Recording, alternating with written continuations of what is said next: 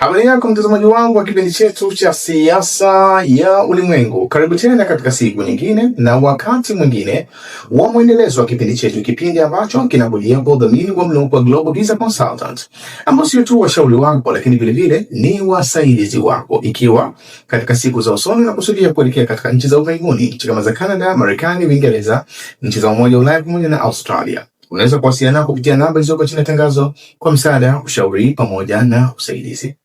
Tukielekea katika uchambuzi wetu wa leo, bila shaka tarehe 22 na 23 kilifanyika kikao katika nchi ya Israel. Kikao kilichowakusanya viongozi kutoka katika nchi tatu zinazopatikana katika eneo la bahari ya Mediterania. Kiongozi wa kwanza alikuwa ni waziri mkuu wa nchi ya Israel, Benjamin Netanyahu, lakini vile vile kilimhusisha kiongozi wa nchi ya Ugiriki, waziri mkuu wa nchi ya Ugiriki, Kyriakos Mitsotakis, lakini vile vile kilimhusisha rais wa nchi ya Cyprus, Nikos Christodalis. Kikao hasa kilikuwa kinahusiana na kuingia katika makubaliano pamoja kuhusiana na masuala ya ulinzi na usalama. Makubaliano katika upande wa masuala ya ulinzi, usalama pamoja vile vile na masuala ya intelijensia. Ushirikiano wa hizi nchi tatu sio ushirikiano wa leo, maana yake ni ushirikiano umeanza toka mwaka 2010. Lakini kwa kikao cha siku ya tarehe 22 na tarehe 23, maana yake ni kikao ambacho kinaelekeza zaidi nchi husika kuelekea katika utekelezaji wa makubaliano kuhusiana na masuala ya ulinzi na usalama. Makubaliano haya ni makubaliano ambayo tunayachukua katika uzito wa namna yake, kwa kuzingatia kwamba mmoja katika key players, mmoja katika watu muhimu au nchi muhimu katika siasa za Mashariki ya Kati ni nchi ya Uturuki. Lakini nchi ya Uturuki imejikuta katika movement nyingi zinazofanywa na hizi nchi tatu, huwa inajikuta inawekwa pembeni.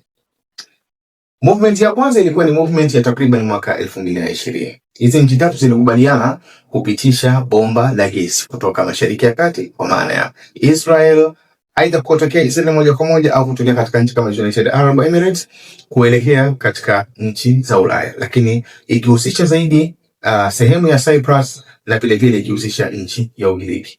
Movement ambayo vile vile nchi ya Uturuki iliwekwa pembeni. Na movement ambayo wamekuja kuifanya tena katika kikao cha tarehe 22 na 23 ni movement ambayo vile vile inaonekana kama lengo kubwa ni kuifanyia encirclement nchi ya Uturuki kutoka katika upande wa mashariki mwa bahari ya Mediterania. Movement hii inaonekana ndio movement ambayo imeibua hisia ya kuonyesha kwamba rais wa nchi ya Uturuki Recep Tayyip Erdogan anakusudia kuelekea katika nchi ya Iran hivi karibuni.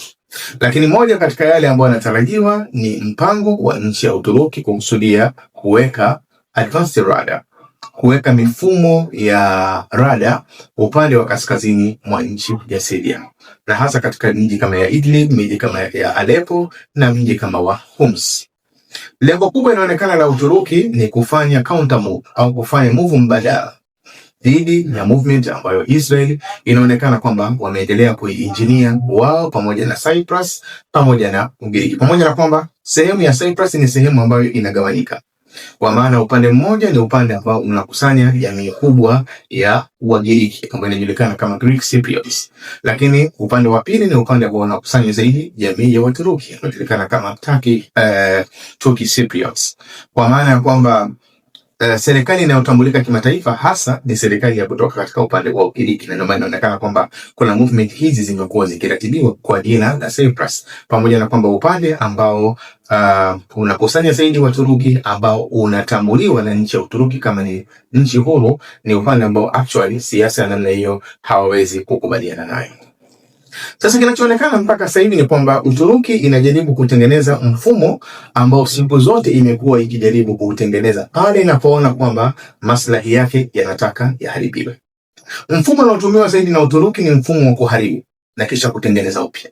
Manake mara zote Uturuki inapoonekana kwa interest yake zinakwenda kuguswa, anachojaribu zote kukifanya ni kuharibu mfumo uliopo na kutengeneza mfumo mwingine utakaomfanya yaonekane kwamba ni nchi muhimu au ni key player katika issue ambayo inajadiliwa au katika issue ambayo inafanyika.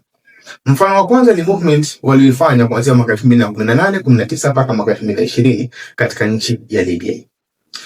Nchi ya Libya baada ya kufariki kwa Muammar Gaddafi, nchi ilikuwa imegawanyika na makundi yaliyokuwa na nguvu hasa ni makundi mawili. Kundi la kwanza la mashariki liliongozwa na General Haftar, lakini kundi la pili ni kundi ambalo lilikuwa likiongoza au likisimamia na kucontrol mji mkuu wa Tripoli katika upande wa magharibi, na serikali yake Government of National Accord ndiyo serikali ambayo inatambulika kimataifa kwamba ndiyo serikali halali inayotawala katika nchi ya Libya. Katika movement ya General Haftar kuna nchi ambazo zilikuwa zimejitokeza kumuunga mkono General Haftar. Nchi ya kwanza ilikuwa ni nchi ya Urusi.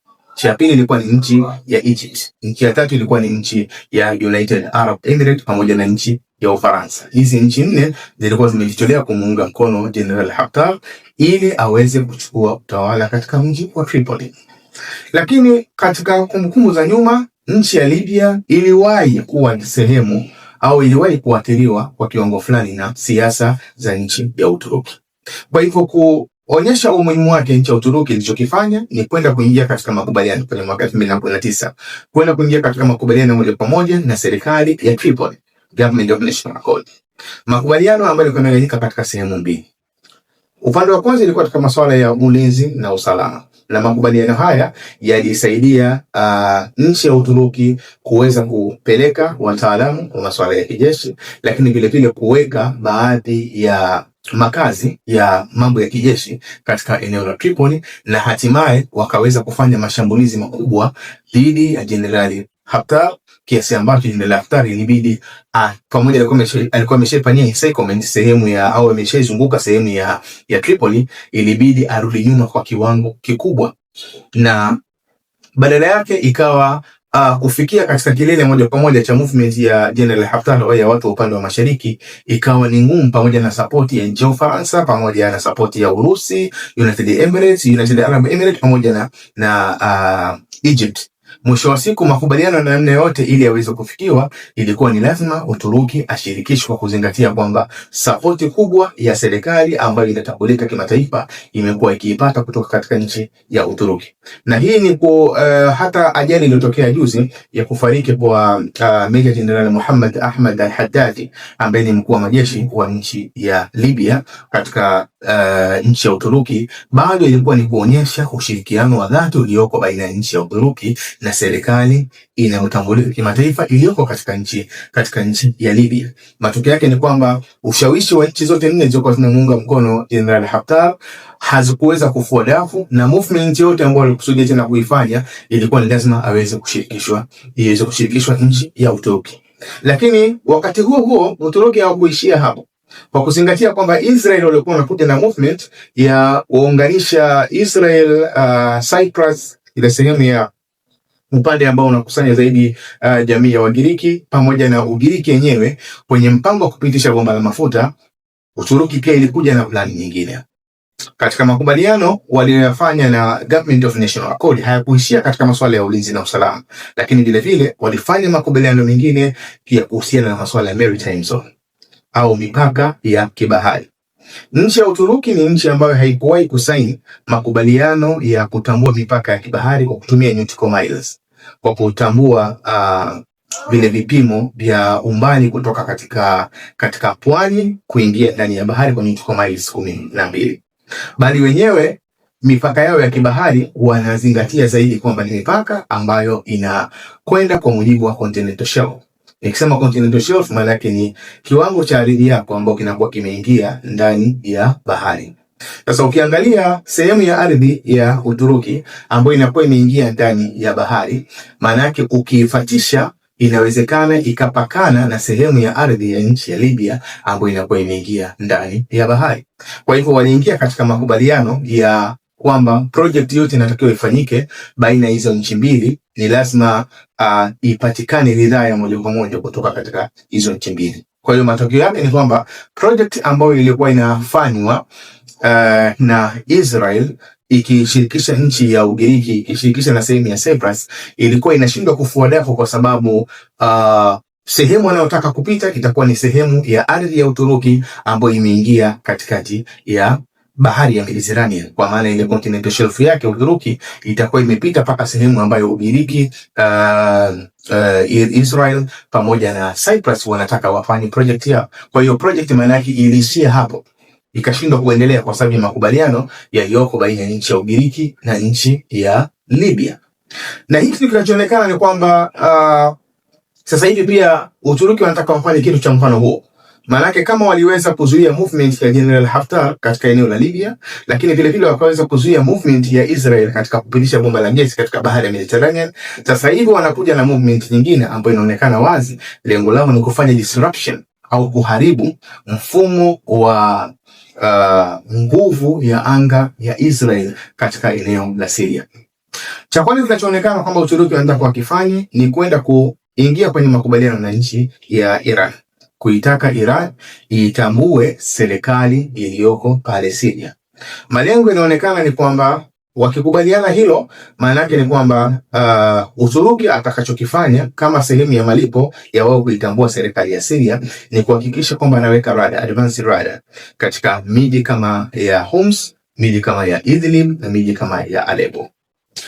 Kuwekwa rada katika eneo hili ni moja katika maeneo muhimu zaidi katika eneo la Syria.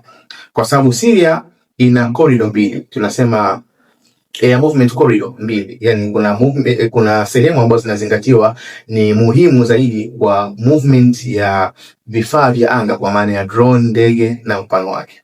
Sehemu ya kwanza ni sehemu ya kaskazini ambayo actually inaunganishika na sehemu ya bahari ya Mediterranean kuingia sehemu ya katikati ya Syria. Na sehemu ya pili ni sehemu ya kusini mwa Syria. Sehemu ya kusini mwa Syria ni sehemu ambayo haizingatiwi zaidi kwa sababu ya miinuko yake, kiasi ambacho inapopitishwa drone au ndege au hata mashambulizi yanapokuwa yamefanyika ni rahisi kuwa detected, ni rahisi kufahamika kwa sababu ya muinuko uliopo upande wa kusini mwa Syria. Lakini upande wa kaskazini mwa Syria ni sehemu ambayo inaonekana kila mwenye nguvu anajitahidi kuhakikisha naye anaweka ushawishi wake katika sehemu ya kaskazini mwa Syria. Na hata katika mashambulizi yaliyokuwa yanafanyika baina ya Iran na Israel katika vita ya siku 12, utagundua kwamba mashambulizi mengi yalikuwa katika upande wa kaskazini mwa Syria kwa sababu ni sehemu ambayo haina miinuko mikubwa, lakini vile vile na sehemu ya mabonde na sehemu ya milima ya kiwango, kiasi ambacho wakati mwingine inafanya drone au mashambulizi kama ya silaha za mabomu na mfano wake, wakati mwingine inakuwa ngumu kuweza kuwa detected kwa urahisi. Kwa hivyo Uturuki kukusudia kuweka radar katika eneo hilo ni kwa kufahamu kwamba supremacy ya Israel au ile ukubwa wa Israel katika upande wa anga katika mashambulizi yanayofanya aidha kutokea Syria, kushambulia Syria kwenyewe au kushambulia katika nchi nyingine kwa kupitia Syria, maana yake inategemea zaidi sehemu ya kaskazini. Kwa hivyo unapokuwa umeweka advanced radar, unapoweka radar zile ambazo ni kubwa, zenye uwezo mkubwa, maana yake ni kwamba unakuwa umekava sehemu ya kaskazini mpaka kuja katika sehemu ya katikati ya Syria, kiasi cha kupakana na sehemu ya miinuko mirefu inayopatikana upande wa kusini mwa Syria. Na hivyo movement yote ya drone, movement yote ya ndege au movement yote ya makombora inawezekana kuwa detected kwa kutumia hizo radar, na kwa mfano huo maana yake kwamba taarifa inawezekana zikatumwa kuelekea Tehran kwa urahisi zaidi, na wao wakaweza kujipanga kuweza kupambana nao hilo. Hili ni jambo ambalo linaonekana kwamba litakuja kubadilisha uwezo wa Israeli katika eneo la Syria kwa kiwango kikubwa sana. Cha kwanza kwa sababu iwapo rada hizo zitakuwa zimewekwa, Israeli ili iweze kufanya mashambulizi ya namna yoyote itakuwa inategemea zaidi kufanya tunasema standing off attacks, kwa maana kwamba yale mashambulizi ambayo anaweza kuyafanya au yanaweza kufanyika nje ya eneo la Syria. Kwa sababu utakapokuwa umeingia katika upande wa kaskazini magharibi mwa Syria, maana yake itakuwa ni rahisi kuweza kuwa detected na ni rahisi vile vile ikiwezekana hata kushambuliwa. Jambo ambalo kwa upande mmoja au mwingine linawezekana likaongeza operational costs, zile gharama za kiutendaji za kijeshi inawezekana zikaongezeka kwa kiwango kikubwa, kwa kuzingatia kwamba matumizi ya vitu kama drone inawezekana yakapungua, badala yake ukawa unahitaji kufanya mashambulizi kutokea mbali. Na hasara ya kufanya mashambulizi kutokea mbali kutumia makombora, maana yake kombora ni kitu ambacho hakiwezi kukaa angani kwa muda mrefu zaidi ya kwamba kinatakiwa kielekee pale ambapo kimeelekezwa. Lakini unapotumia drone, maana yake drone inaweza kusafiri katika umbali wa kiwango fulani, lakini vile vile inaweza zikaweza kubaki angani kwa kiwango fulani cha muda kulingana na maelekezo au kulingana na aina ya drone jinsi ilivyokuwa imetengenezwa na namna gani inaweza kupokea maelekezo.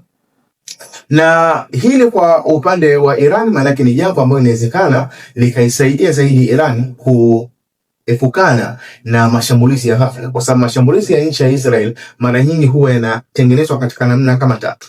Namna ya kwanza huwa yanatengenezwa kuhakikisha kwamba ni mashambulizi yanayokwenda kwa haraka, kiasi ambacho kuto kuipa nafasi au kumpa nafasi adui aweze kujipanga au katika kufanya reaction ya namna yote, aidha ya kutoka katika eneo husika au ya kuweza kujibu yale mapigo kwa haraka. Hili ni jambo ambalo mara nyingi Israel huwa wanajaribu kulifanya. Lakini kingine ambacho katika mifumo ya mashambulizi yao huwa wanahakikisha kwamba wanazuia taarifa isiwe ya muda mrefu. Yani hata kama adui anatambua, ahakikishe kwamba ile taarifa kiasi cha kuitambua na attack kutokea visipishane kwa muda mrefu kiasi ambacho isiweze kumpa muda wa kuweza kurespond. Lakini jambo la tatu, mara nyingi huwa wanatazama gaps, wanatazama sehemu zilizokuwa wazi, kwa sababu katika upande wa kaskazini mwa Syria ni sehemu ambayo radar zipo.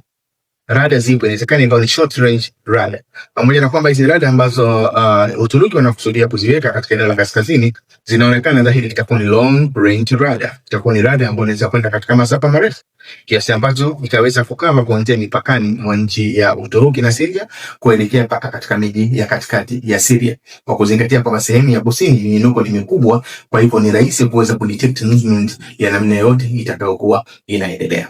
Sasa kwa sababu ya kuwepo kwa players wengi, wahusika wengi katika upande wa kaskazini, maana yake Marekani anapatikana pia katika upande wa kaskazini.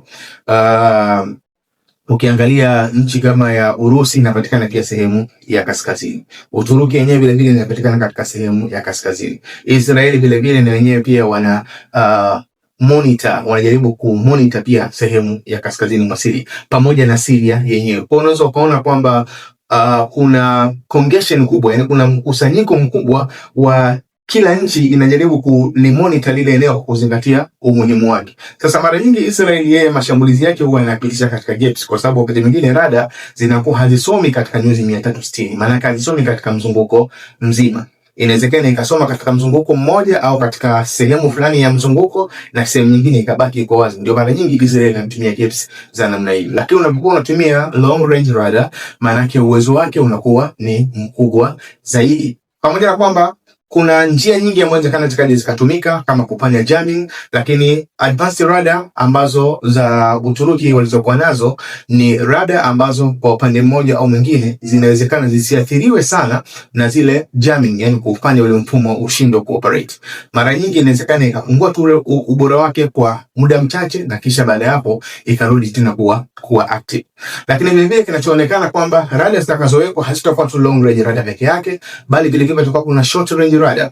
Short range radar faida yake kubwa ni kuweza kusoma baadhi ya mashambulizi au baadhi ya drone ambazo zinapita katika low altitude, zinapita katika miinuko ya kadiri au miinuko ya chini, ambayo wakati mwingine long range radar inawezekana zikafeli uwezo. So kwa hiyo kinachoonekana ni kwamba Uturuki kwa sasa anajaribu kufanya movement ambayo itakuja kuwa autosmart, itakuja kuwa wafanya Israel, Ugiriki pamoja na Cyprus wajihisi kwamba movement waliyofanya kama ya kutaka kuicycle Uturuki katika upande wa masuala security na intelligence ionekane kama ni functionless, kwa sababu Israel ana prefer zaidi kuwa mkubwa au kupata ile supremacy katika upande wa Mashariki ya Kati kuliko anapohitaji kupata supremacy katika upande wa connection baina ya Israel na nchi kama ya Ugiriki, au kupata connection kubwa baina yake na nchi kama ya Cyprus, pamoja na kwamba Cyprus ni moja katika sehemu muhimu kwa usalama wa Israel, kwa kuzingatia kwamba kuna sehemu ya base za Uingereza ambazo zinapatikana katika sehemu ya Cyprus, ambapo mara nyingi imekuwa zikitoa baadhi ya taarifa za intelligence ya kusupport nchi ya Israel katika baadhi ya movement zake, hata katika kipindi cha mwaka 2023 mpaka kufikia 2025, kipindi cha muendelezo wa vita ya Gaza.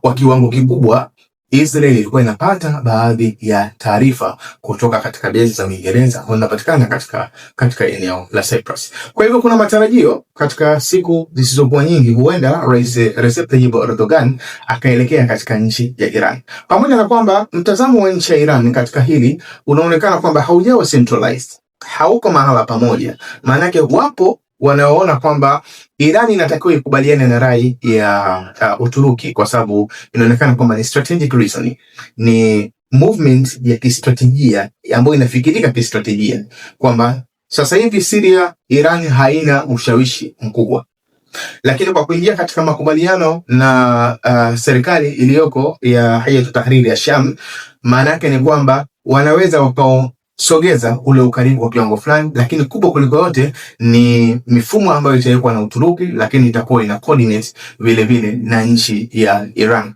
Pamoja na kwamba ni mifumo ambayo kwa upande mmoja mwingine inaweza ikaita sintofahamu katika nchi kama ya Urusi, kwa kuzingatia kwamba kuwepo kwake kunaweza kukasoma baadhi ya nyenendo za kiintelijensia za nchi kama ya Urusi, na mwisho wa siku kuzingatia kwamba Uturuki ni memba wa NATO ikawa inashare baadhi ya taarifa zake kwa NATO. Lakini jambo ambalo baadhi ya Wairan wanaona kwamba ni jambo ambalo linafaa.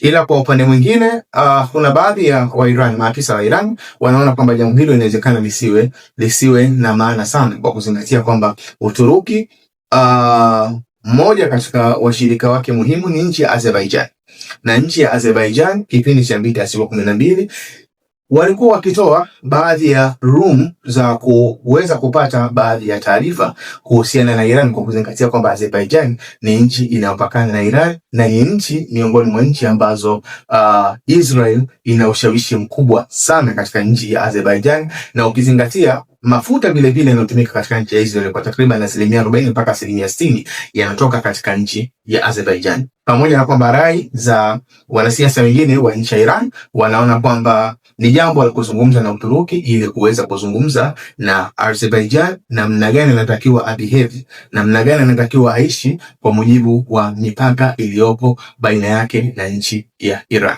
Kwa hiyo ni jambo ambalo tunajaribu kulitazama kwa upande mmoja au mwingine kama sehemu ya majibu ambayo tunategemea inaweza yakatokea kwa sababu au kutokana na movement ambayo Israel wamejaribu kuifanya au wamekuwa wakiendelea kuifanya ya kujaribu kutengeneza mifumo baina yake na nchi ya Cyprus pamoja na sehemu ya Ugiriki. Kwa hiyo huenda katika siku kadhaa zijazo wakati kwa tunatarajia kwamba Rais Recep Tayyip Erdogan anaweza akaelekea katika nchi ya Iran. Iwapo ataelekea katika nchi ya Iran, move ikienda katika utaratibu huu, tunategemea tunaweza kupata taswira iliyokuwa bora zaidi ya hii ambayo tumekuletea. Jina langu naitwa Maulid Ali Mnukwa, ni kuombe uendelee kufuatilia vipindi vyetu na ni kuombe usahau kusubscribe, kulike, kushare pamoja na kucomment. Uwe na muda mwema.